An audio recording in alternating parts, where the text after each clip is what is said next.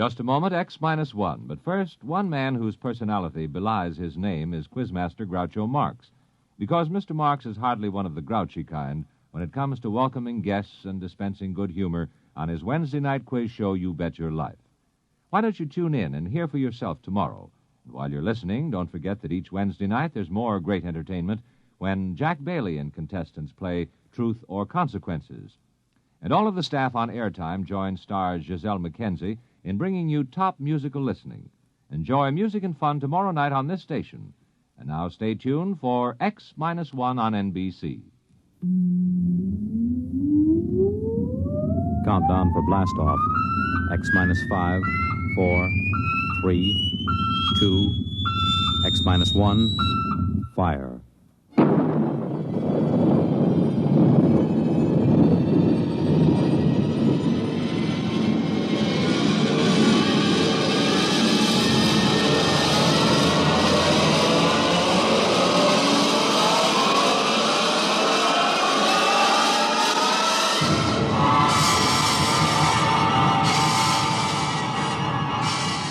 From the far horizons of the unknown come transcribed tales of new dimensions in time and space. These are stories of the future, adventures in which you'll live in a million, could be years, on 1,000 maybe worlds. The National Broadcasting Company, in cooperation with Galaxy Science Fiction Magazine, presents X minus one.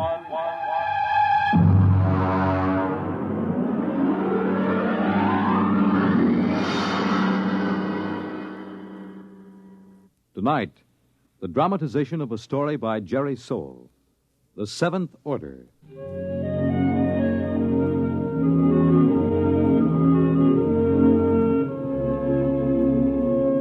Brentwood, Illinois, would have been just about like any other average community of 10,000 had it not been for Presser College, one of the country's finest small institutions of learning.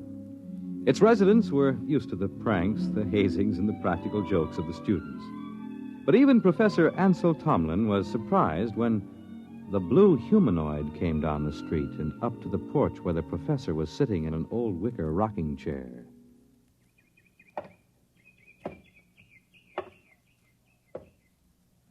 Pardon me. Of course. You are Professor Ansel Tomlin. Yes, and you, I take it, are somebody from one of my psychology classes dressed up as a sort of a robot. No. I am George of Xanthar. Who? I am here to learn all I possibly can learn of the planet Earth and its inhabitants. Less than 10 minutes ago, I landed not far from here in a spaceship, which I subsequently blew up and destroyed. Now, let me explain. I am Tomlin of Brentwood. Less than 10 minutes ago, I was sitting on my porch peacefully marking exam papers. I intend to resume right now. Helen, would you get the phone? It is your wife's sister calling with reference to the explosion of my spaceship. Sure it is. She merely wants to ascertain that your family was not affected.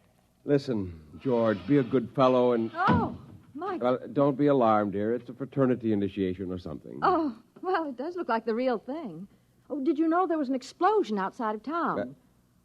An explosion? Yes, blast of undetermined origin is what they said on the radio. Oh? My sister just called. She heard about it in the local station and wanted to make sure we were all right. I see. Well, I have something in the oven. My goodness, that's a wonderful costume. Her sister lives 20 miles away. How did you know she'd call? My mind circuits are telepathic. They pick up all conscious thought to a distance of some 200 miles. It couldn't be you arranged the whole thing, that it wasn't really her sister. How did you get here? Who or what are you? I am a machine. The finest, most complicated machine ever made. I have a rather unique history, too. Who made you? Ages ago, on Xanthar, there was a race of humans. They made the first robots. Rather crude affairs. We class them as first-order robots. They are still used for menial tasks to some extent. And what order are you?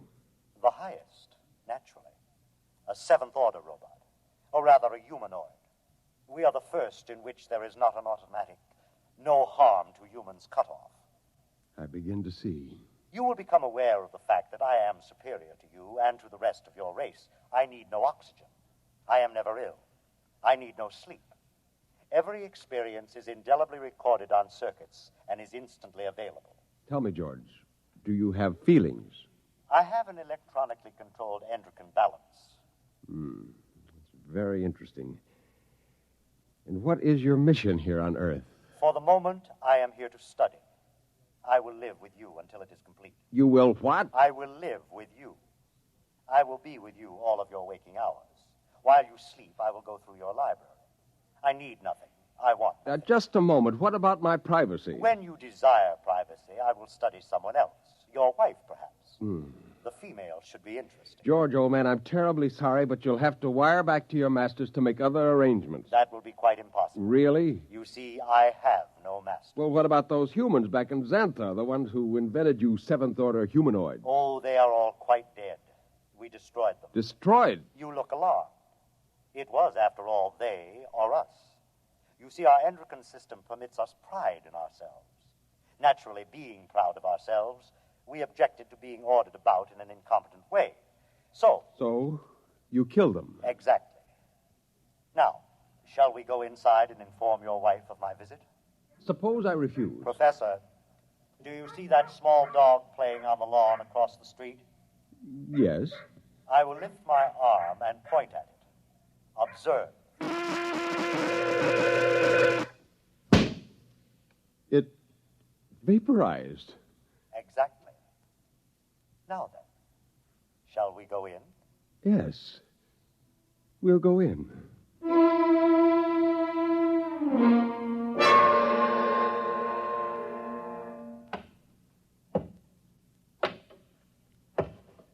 Oh, there you are. I see you brought your friend. Helen, this is George. George of Xanthar. George is a machine. Well, anybody can see that. It's the most convincing costume I ever saw. Helen, it isn't a costume. No? No, he's really a machine. Oh. He's staying with us, What? whether we like it or not. Well, really, Ansel. We have no choice. I am a seventh-order humanoid. I detect that your mind does not comprehend. I am here as an advanced scout for my race. After we establish a station here on Earth... I don't like this. Now, would you be kind enough to leave my house, young man? You are very slow to comprehend. I comprehend that I have a lot to do, and I'd appreciate it if you'd leave. Otherwise, I'm going to call the police. You may call anyone you choose, Mrs. Thomas. I'll have you arrested. I assure you I can detect your intention long before you have time to do me any harm. Well, we'll just see about this. Hello? Get me the police. Helen, it's useless. I can follow the call through the phone wire. Captain Townsend will answer. Captain Townsend. Captain, I want to report a robot. A what? A thing. It won't leave my house. Who is this? I'm Mrs. Tomlin, Professor Ansel Tomlin's wife, 44 Crescent Road. I'll send a car over. Now we'll see.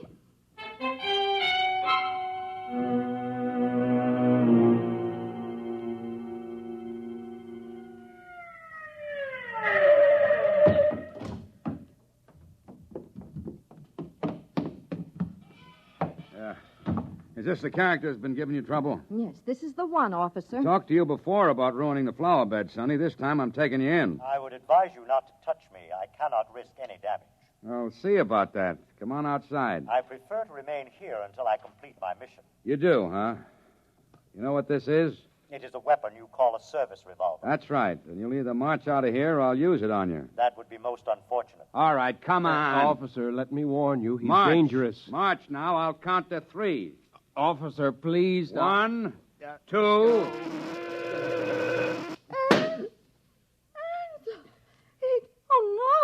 no. I regret it, but he was actually going to pull the trigger. Only to frighten me. But I cannot risk damage. He might have miscalculated and struck me with a bullet. Ansel, I'm frightened. There is no need for fear. You have only to accept the fact that the Seventh Order is coming to operate the planet for your benefit.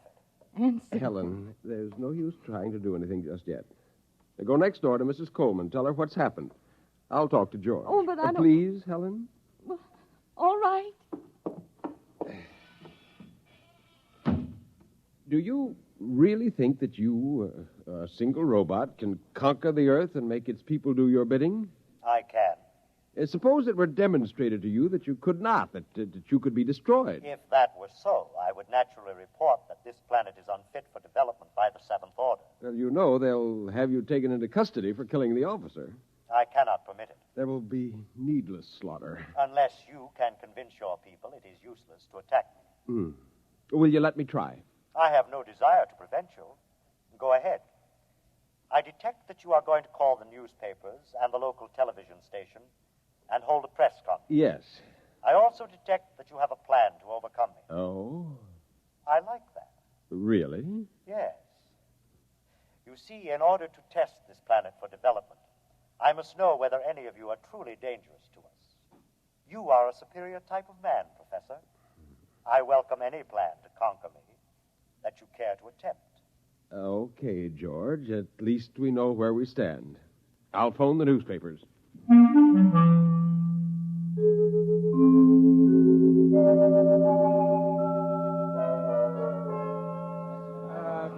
Quiet! Quiet, please! Quiet! Hold it down. Ladies and gentlemen, this is Henry Bennett, broadcasting from a sound truck parked in front of the home of Professor Ansel Tomlin in Brentwood, Illinois. At the moment, Professor Tomlin is seated on his front porch. Next to him is a strange-looking blue robot-type creature, also seated on a chair. At the moment, we don't know if this is a hoax or not, but Professor Tomlin, a highly respected man here at the university, has called a press conference to introduce what is supposedly a creature from another planet. Professor Tomlin is about to speak, and we'll try to catch his words. Quietly. Gentlemen, I wish to present to you George of Xanthar. Yes, now, just a moment. George is a machine. Probably the most dangerous machine ever invented. He is telepathic as well. He can read your thoughts like a book. He knows exactly what each of you is thinking at this very instant. Professor! Yes? Do you expect us to swallow this nonsense? Not without proof, gentlemen. Can George do his stuff for us? Let him tell me what I'm thinking right now. You are thinking about a blonde young woman named Laura, with whom you will attend a show tonight. Come on. Well, he happens to be right, but we've seen mind readers before. Let him do something else. Now, I did not call you gentlemen here for a demonstration of magic. I called you here in the hopes that a good deal of needless bloodshed might be avoided. Less than half an hour ago, I watched this creature completely vaporize a policeman who was trying to arrest him. I expect that the authorities will be here any minute. I hope I can convince you and them that it is futile. Well, I certainly do. Something ought to be done about a guy. Either you're nuts or you think we are. I don't believe this machine killed a cop. If a cop was killed, a human did it, trying to blame it on the machine. Now, gentlemen, I don't know how I can prove it. Perhaps if George will demonstrate his ability to vaporize... Observe the oak tree in the front yard. Now.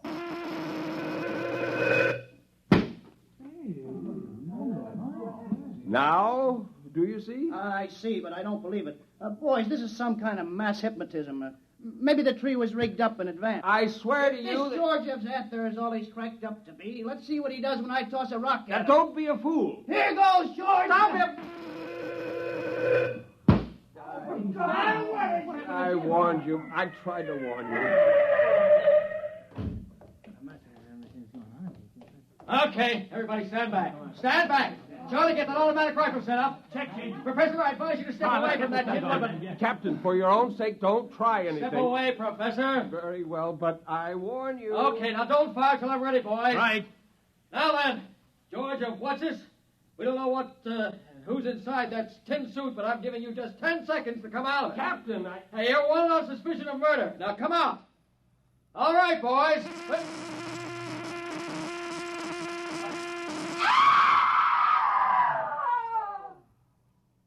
Ladies and gentlemen, I'm afraid we'll have to terminate our broadcast. What started out as a good-natured hoax or publicity stunt has turned into a bloody massacre, as the bodies of some 6 policemen on the lawn of Professor Tomlin's home will attest. I don't know exactly what is happening here, but I can say this: George of Xanthar is no hoax. He, or it, is the spearhead of a race from outer space that's come to conquer the Earth.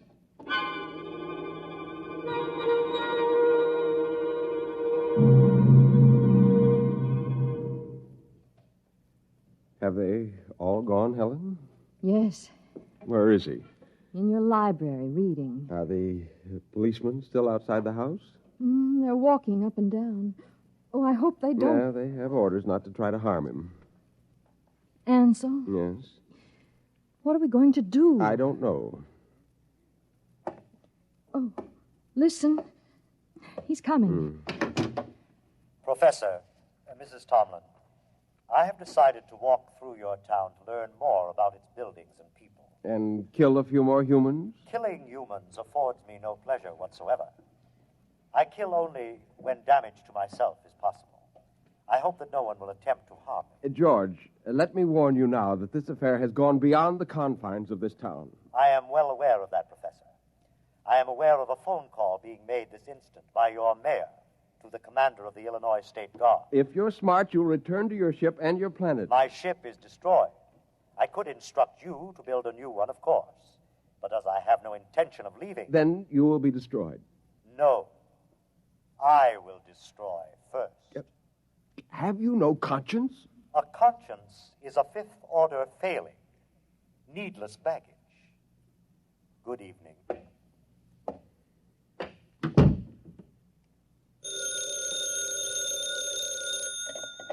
Hello, Professor Tomlin.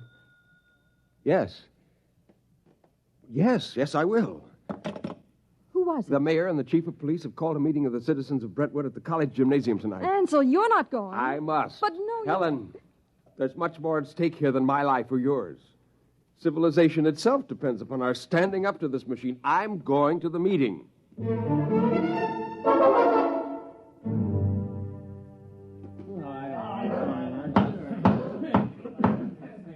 Gentlemen, as mayor of Brentwood, I call this meeting to order.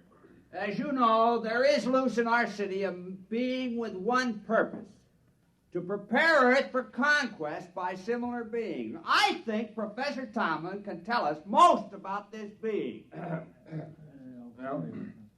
If we could determine the source of George's power, he might be overcome.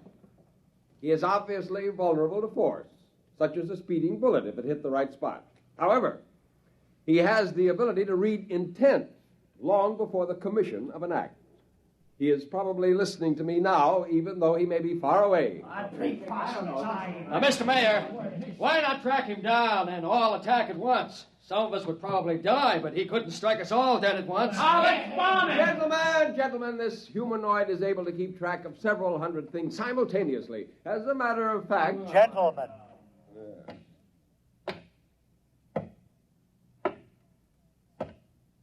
You are working yourselves up needlessly. You simply do not appreciate what it would mean to dedicate yourselves to the fulfillment of the seventh order destiny. Your lives will be made most pleasant and happy by us. Yeah, why did you kill 6 cops? If you're so powerful, bring them back to life. How do you want to be buried, Robot? Yeah, let's get them, man.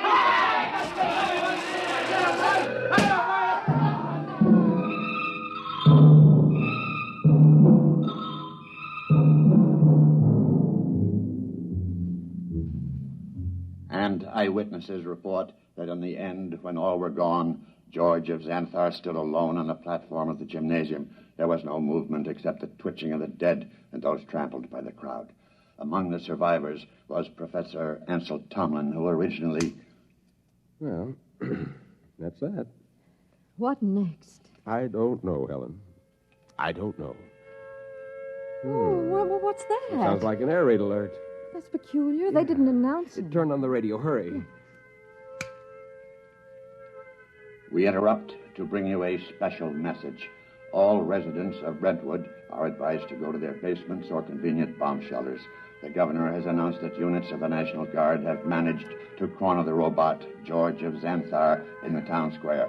Tanks and mortars will be used in an attempt to destroy the creature. Again, go to your nearest bomb shelter. Oh, did you hear They'll never be able to destroy him. Well, where are you going? Up to the roof. The roof? I can see the square from there. Well, I'm coming with you. Just as you like.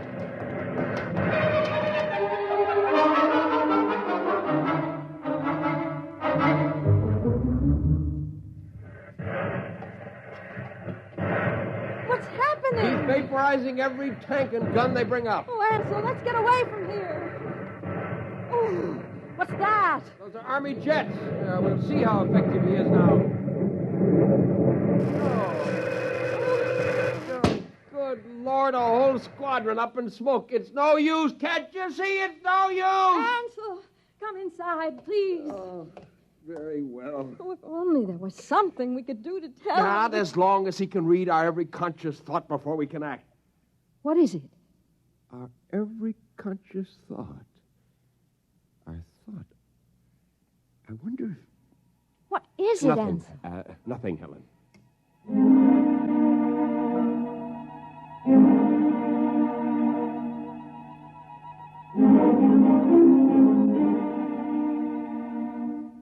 And the Army reports that the countryside around Brentwood is deathly still. The blue humanoid, George of Xanthar, is still standing in the middle of the town square, where he's been standing for 3 days now. We'll keep you informed of developments. The military urges everyone to keep calm and go about your business as usual. There is no danger to anyone who is not attacking the humanoid. No danger. Wants to keep more of them from landing. Ansel, are you going to sit there with your head in your hands forever? Well, come have some dinner. Ansel? Yeah, it might work. Where are you going? Washington. What? I'm going to Washington. Would you be good enough to pack my overnight bag? I can catch a plane out of Chicago in about 2 hours. But why? What for? I'm going to talk to the Pentagon. What do you tell them? I'm going to tell them to surrender to George of Xanthar.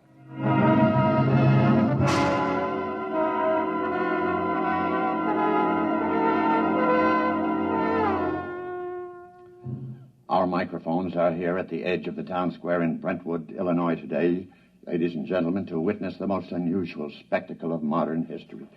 A discussion of terms whereby the United States of America may surrender to the humanoid George of Xanthar.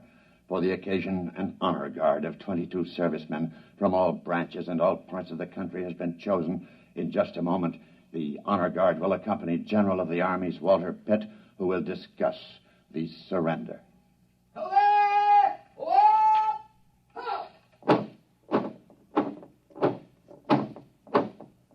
The honor guard is advancing to the edge of the square. The robot is standing there now, carefully eyeing the soldiers. Every ounce of his concentration seems to be going into it. Actually, we're told his telepathic circuits are probing their minds for some hint of danger. A thought, a flicker of an eyelash may be sufficient for him to vaporize all of them. General Pitt is about to speak. George of Xanthar, I hear you, General. I have been instructed to consult with you about your intentions toward our country and the world in general, with a view to reaching some sort of agreement with you and others of your kind who you say will invade the earth. May I approach? One moment. I perceive no intent to harm me. There is one man among your soldiers, however, who has an illogical thought. Will the soldier who is thinking the thought, 11 o'clock, step closer? Do as he says. Does 11 o'clock mean anything to you, soldier? No, sir. It's running through my mind, but it don't mean a thing to me. My examination of your thoughts tells me you speak the truth. Very well. We will proceed with the talk. Ladies and gentlemen, it's a tense moment. The general and the humanoid are discussing terms. The soldier who was questioned about the thought, 11 o'clock, has stepped back into the ranks and is holding his rifle at attention like the others. I perceive it's now 10:59 a.m. If there is any significance to the thought about which the soldier was questioned, we'll know in 1 minute. We of Xanthar, gentlemen, would not want to improve a planet which could not be educated and would continually oppose our program. Therefore, I am glad to see your willingness to discuss.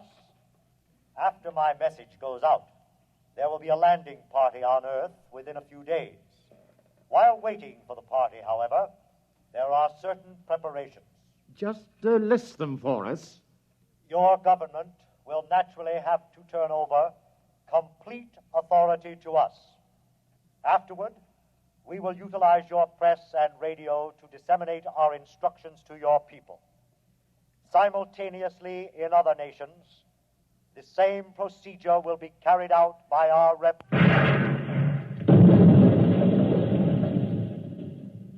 Ladies and gentlemen, it's happened at exactly 11 a.m.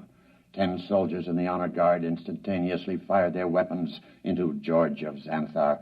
Apparently explosive bullets have blown him to smithereens. The remains are lying scattered all over the square. People are pouring in, kissing each other, shouting.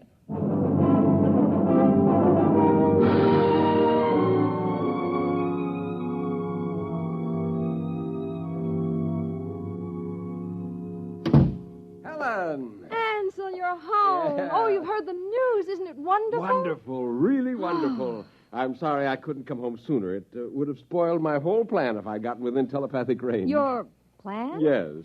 But what? How? What? Just a matter of simple psychology.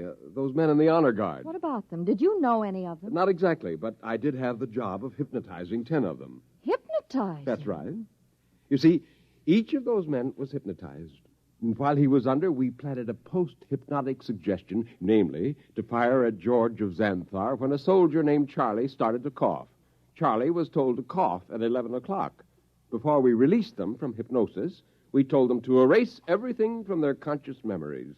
I was staking everything in the hope that George could only tune in on the conscious mind, not the subconscious, and it worked. Yeah, there was nothing to be reached by George's prying mind, so we never knew what was going to happen. At 11 o'clock, the soldier named Charlie coughed. The men raised their guns and fired. And that was the end of George of Xanthar. Now, if you don't mind, I've got some exam papers to mark.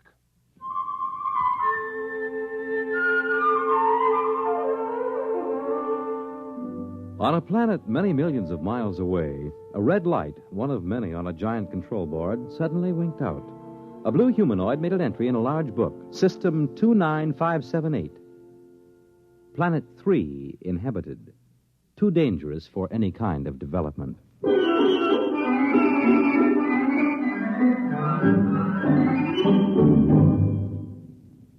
You have just heard X-1, presented by the National Broadcasting Company in cooperation with Galaxy Science Fiction Magazine, which this month features the Alan Cogan story titled In the Cards.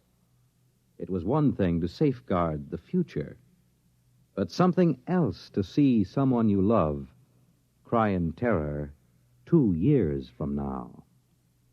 Galaxy Magazine on your newsstand today. Tonight, by transcription, X-1 has brought you The Seventh Order, a story from the pages of Galaxy written by Jerry Soule and adapted for radio by George Lefferts. Featured in the cast were James Monks, Nelson Olmsted, Kate Wilkinson, James Rafferty, Dick Hamilton, Reese Taylor, Jim Stevens, Robert Hastings, Wayne Chappelle. The commentator was W. Chaplin. Your announcer, Fred Collins. X-1 was directed by Daniel Sutter and is an NBC Radio Network production.